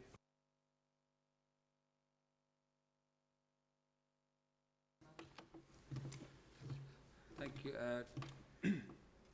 Due to Corona, in last year, 1.5 years, everything has been affected, including all the services are cancelled, including all the, you know, even shops were closed, even, you know, takeaways, restaurants, they were on and off. But this is something, you know, the food is the basic thing, basically, and it has directly linked with the health and everything. So, you know, 1.5 years, do you think whatever has been done by yourself, our inspection teams, was satisfactory?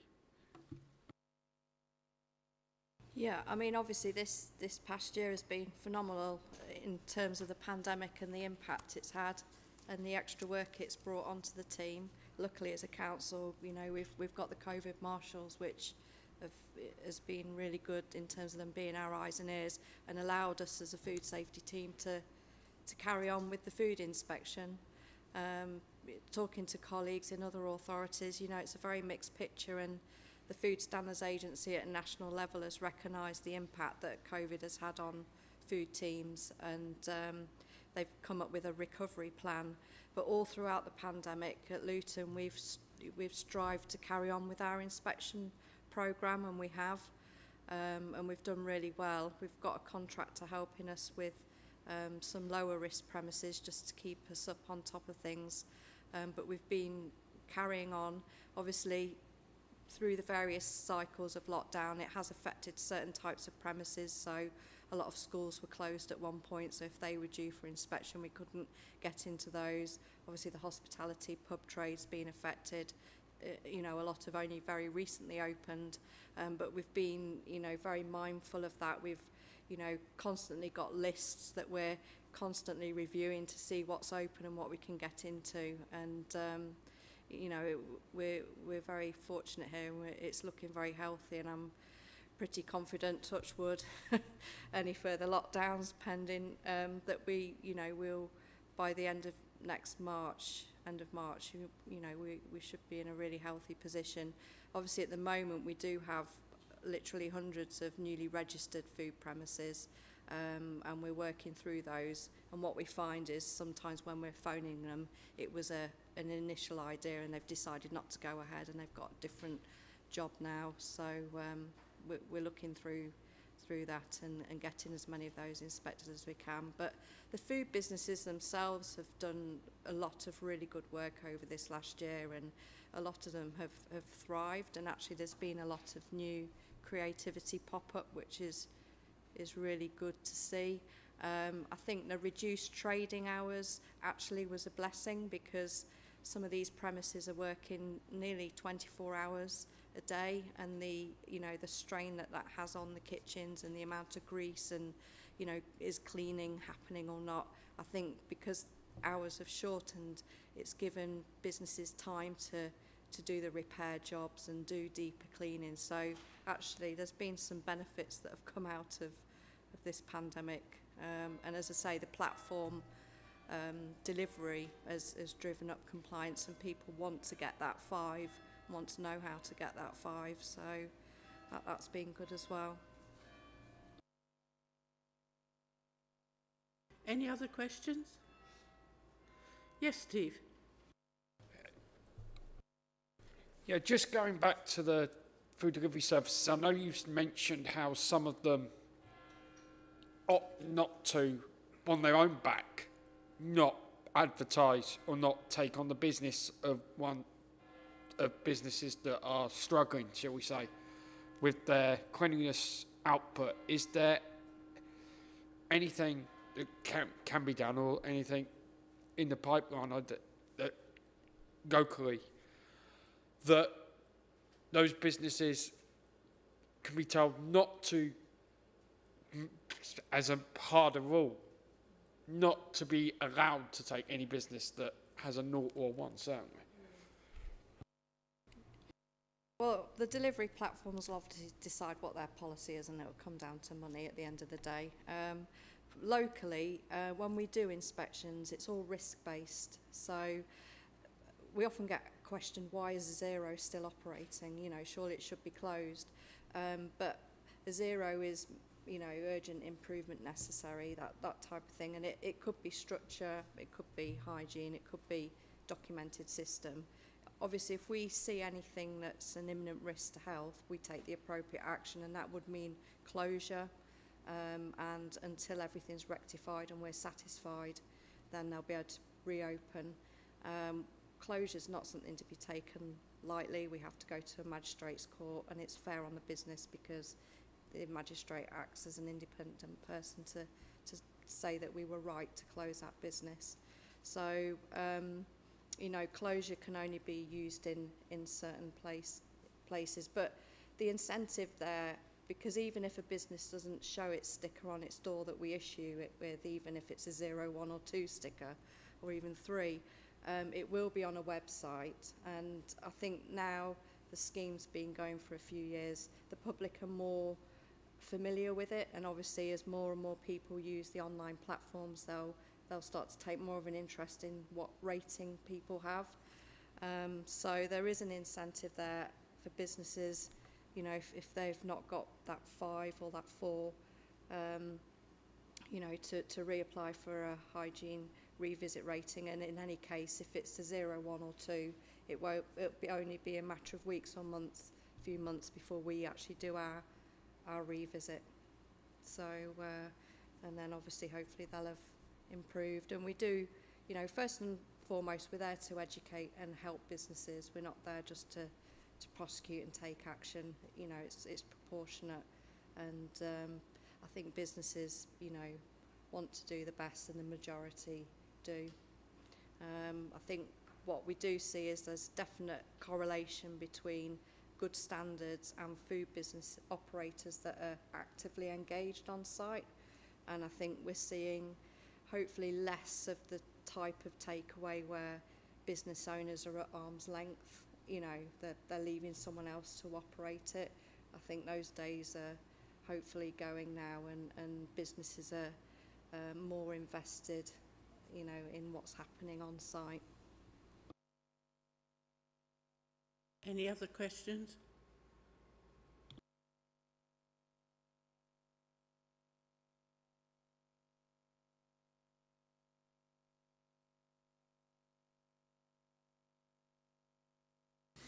Right, that's that one. The next one is me.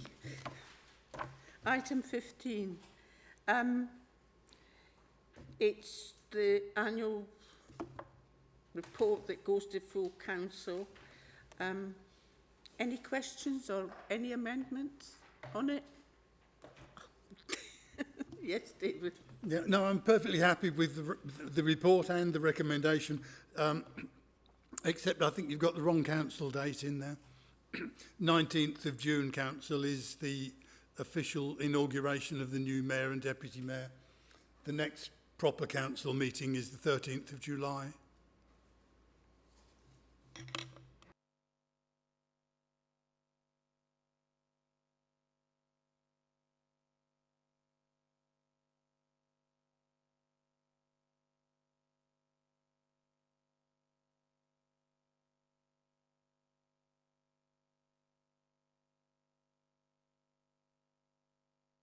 Forgot. I've got one interest. I'd like a report on brown bins, because my residents are phoning and saying, I have one elderly lady, the family has put astroturf down instead of grass. She lives in Florence Avenue, and she backs onto the park where there's lots of trees. So she needs a bin to put the leaves that fall onto this astroturf. And her reply when she actually contacted them, the council, was, you'll have to pay the £40. She says, but they're not my leaves. Her son said the same thing as I was thinking. She says, my son says was, gather them up and throw them back into the park. But that's only one instance. As I say, she was laughing at it, but she did think that, you know, the family was making her garden that she can look, you know, she can still stay at home, still use her garden, but she doesn't need to bother about having a gardener coming in. She can still potter around. But these leaves, once a year, that she had to pay £40 for them to be cleared. So, and other residents are saying, I'm not paying the £40, but I still got to keep this brown bin. Because again, they've contacted the council and the council is saying, no, we're not collecting them. So I just think, can I have a report on brown bins? A, how many have actually taken up the paying the permit and the, you know, the income from it. And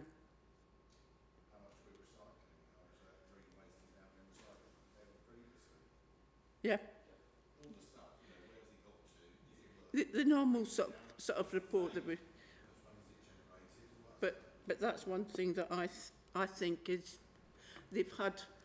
Chair, just on the numbers, the last figure I got on the subscriptions, I think we were up to nearly 20,000 households. And how many households are there in Luton? I think it's about 70, isn't there? So it was a relatively good uptake. But we can bring back a full report with those. I just want to, you know, I do want to see sort of figures and how much it's, you know, whether it's just the people that don't take the permit that's been contacting me, you know, I don't know, but I've had quite a few residents. One I was surprised at. But yes, please.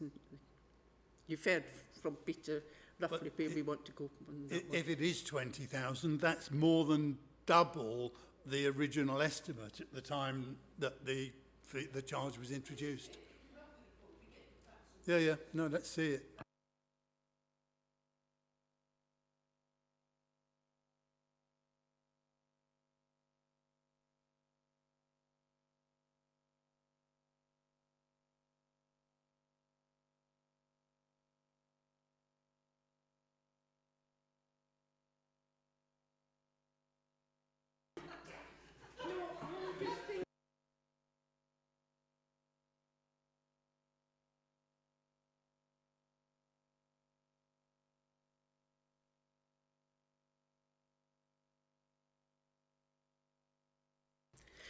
Right. This now brings us to item 17, to move into private. Do I read out this? Could I just say something before you move that? Because I was hoping to ask my Liberal Democrat colleagues to vote against going into private on the basis that we didn't want this item discussed in private in the first place. Given the numbers that are here this evening, if we vote against going into private, it won't go into private. And we actually want these minutes to be formally approved this evening. So as a way forward, I might suggest that if Labour members want to vote to go into private and the Liberal Democrats abstain on that vote, we will then go into private and the minutes can be approved. I'm just suggesting that as a way forward. Right. Get me. Did you get that? Right. You want, say, Councillor Malik. Yes. Private and the private bit. To vote to go into private. I'm suggesting that the Labour members should move and vote to go into private, with the Liberal Democrat members not vote. That's my suggestion. I'm happy to move that, go into the private, and I'm sure one of my colleagues will second that. Yeah, I was going to say the same. I'm happy to move in that recommendation. Councillor Malik is moving that recommendation. seconded by?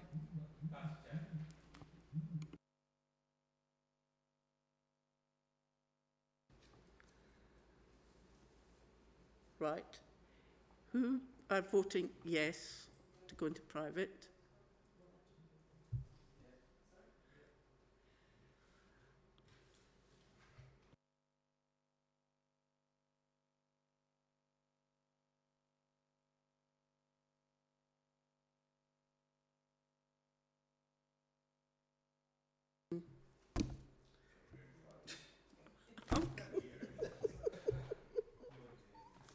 It's been a long day for Eunice and me. Sorry, Chair, can I just get clarity on members who are abstaining? The Liberal Democrat councillors. Right, all of us.